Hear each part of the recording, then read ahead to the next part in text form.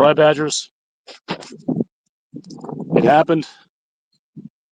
The NCAA tournament bracket has dropped, and I have some thoughts, as I'm sure you do too. So let's unwind this little quick skull session here this evening to get all our thoughts and feelings out there. Why not, right? First of all, Wisconsin Badgers. Good news, kept the 3 seed. I think after the very impressive run that Wisconsin had in the Big Ten tournament this past week and weekend, I don't think many people were expecting anything but a 3 seed. But as it were, Wisconsin's the lowest 3, missing out on Milwaukee. Kentucky got in Milwaukee. Iowa State got in Milwaukee. I think you can make a very good argument that neither had the resume Wisconsin did. Certainly Kentucky didn't. But as you will notice, 14 SEC teams got in to this tournament. So it is pretty clear that the committee was regarding that league much differently than the Big Ten. We knew that was going to be a gap there, but not this big. So it's SEC's year, I guess. And I know it's the first reaction is kind of being pissed. You're pissed you're the lowest 3. You're pissed you're not going to be in Milwaukee. Forgetting for a moment, the last 2 times we were in Milwaukee, the team underwhelmed. Pissed that you're going to be traveling across the country to play in a high-altitude city against teams who play in high altitudes, including BYU. Potentially BYU. I suppose they could lose 2 to VCU. So it was a little disappointing. I mean, it was disappointing coming on the heels of a very frustrating day against Michigan Wolverines where it seems pretty clear the team just ran out of gas, playing their 4th game in 4 days against a team who had only played 3 games.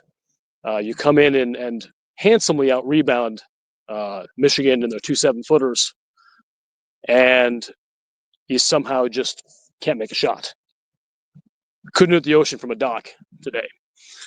I believe it was 14% from 3 and 23% from the field. Just an absolutely ghastly offensive performance, but a really good defensive performance from Wisconsin. So take what you can get about it. But let's get back to the NCAA tournament. So got a 3 seed. Okay, playing in the East, and we're going to go against Montana in the first game. Montana's a good team. Been playing hot. I think they've lost 1 time in 2 months. Not a very good defensive team, but they're kind of they're a team that goes out and wins ball games. It's not going to be an easy draw. Now, if Wisconsin plays anything like it has for the rest of this season, this should be a quality win. I believe, although I don't know for sure, I believe we have played Montana in a previous tournament the last decade or so. Someone check my work on that one. It's irrelevant to this game, of course, but renewing old rivalries, I suppose. We took out their brother in Montana State earlier this season, but so not a bad 3-14 matchup, all things considered. Again, taking the venue and the travel, the fact that it's a Thursday game, I'm mildly perplexed why the team that literally plays the last game in the entire NCAA field before the tournament is put into a Thursday matchup. Certainly Michigan got the benefit of playing on Friday, but Wisconsin did not. So it could be a function of the fact that they're the number 4-3. So not a bad matchup.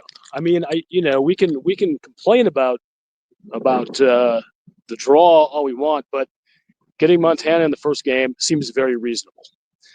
So let's move ahead, and obviously the games have to be played, but let's see what awaits us. Then you have the winner of VCU BYU.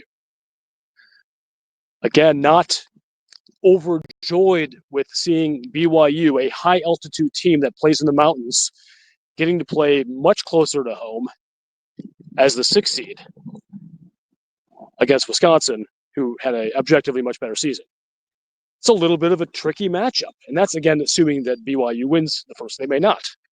VCU's tough. But, yeah, I'm not enamored with that, but it could be worse. There are other 6s out there that are really good. So I'm having a hard time as far as the the road ahead of us feeling too terrible about it. I just don't know how you can complain that much other than the travel aspect and not playing in Milwaukee. I mean, it is what it is. I'm beating it to death on Twitter. Y'all are doing the same. Here we go. It sucks, but it is what it is, as the kids say. So with all those things baked in, you can do what you can do, and you look at what you got in front of you. So let's say Wisconsin gets the second weekend. Yeah, Bama's good. Sears and company, well coached. That's a tough, hellacious, terrible matchup. Kind of like any 2 seed would be. Okay, not great. But there's no way you're going to get someone who's going to be easy at that point. So you can live with that. Could be worse. Could be worse. Probably not a lot worse, but could be worse. And then I'll say this, is tantalizing to me to see Duke up there. So many subplots. Starting with Con Knipple, a kid that Wisconsin thought they had, or certainly felt pretty good about, who decided to move on to play for Duke, being one of their superstars. You got the team that is most favored, the most favored nation of any team, certainly by the refereeing community. You have the subplot of them stealing the dream from us in 2015, bit of a heist, as we all remember that one. Yeah, I think. Look, man. I mean, you're playing with house money if you're playing Duke in this tournament, if you're Wisconsin. So I'm not going to worry too much about it. But boy, the opportunity to play Duke for a spot in the Final Four. Sign me up 6 times. Sign me up a 7th time on Sunday, and let's go ahead and do that. So, kind of in summary, this is a skull session. We do these pretty quick, but my top line feelings are this. It's okay to be frustrated with what the committee did today. Was certainly not the best case scenario, but it does make one wonder, I think, with good justification. If beating Michigan State on Saturday wasn't necessary to avoid being a 4 seed, it kind of seems like it might have been. I think they might have had, I think it's the Aggies in that 3-4 pivot, and going on a little run in the Big Ten tournament to the final seems like it might have been necessary to get us up, keep us on the 3 line, because we are barely on the 3 line.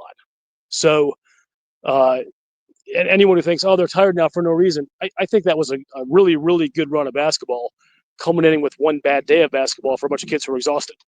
I think this was a good thing. This was a good weekend for Wisconsin. And I think it might have saved them from being a 4. I don't think that's a preposterous conclusion. So, I'll go into more detail. I'll probably do a skull session this week, if not a show with a guest, where I go into specifics on the matchups, starting with Montana. But this is just one I wanted to kind of, take the top off, swirl it around my mouth a little bit, see how we're feeling about it. But yeah, it's a little bit of a rough day for Wisconsin in the sense of vibes. I mean, I feel like I don't want to dwell too much on the Michigan game, but that was a very winnable game. But they just didn't have it. Arms were heavy, legs were heavy. Your opponent wasn't as tired. And your opponent's just banging you every trip down the court. And they just ran out of gas with about 3 minutes left. The same team that had absolutely flexed its guts and mettle and toughness and stick-to-itiveness 24 hours before when they were beating Michigan State in a close game. I think that's more indicative of what this team is than what they did when they're exhausted today. But anyway, they had a chance. And I'd say hats off to Michigan. I just really dislike this team. I think they're garbage. I think they're probably getting a beat very early in the tournament. I would not take Michigan on a deep run. Although Michigan does tend to, as a program, acquit themselves very well in the NCAA tournament, I don't think this is the team that's going to do it. I don't think this is the one. But anyway, I don't care about Michigan. After them. Talk about Wisconsin. Really quick, one thing on the team and how they're reacting to this. I'm not an FBI behavioral scientist, but I think someone needs to be.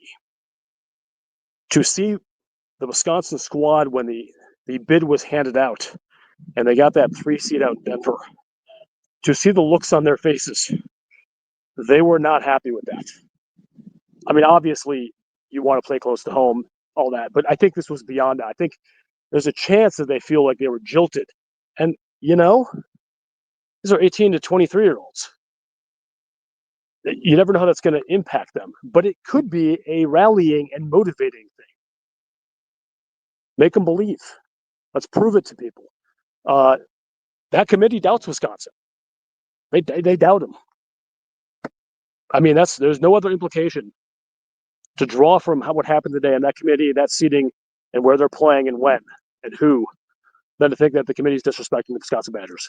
So, yeah, there could be some good potential motivation from that for the Badgers. I don't think you should need that, but hey, these are human beings. We all take different things from slights, and then maybe they do. Maybe they do take something from the slight. I might. You're not worth it. We think a middle to lower tier SEC team like Kentucky, who was playing pretty marginal basketball the last month, yeah, they deserve Milwaukee, not you. They deserve the girl. They deserve you don't. Sorry, Wisconsin. I don't know. That rubbed me the wrong way. Make me want to go prove them wrong. We'll see how it does with Wisconsin. Anyway, on Wisconsin, a lot to talk about this upcoming week, hopefully beyond this upcoming week. And Scary Alvarez is out.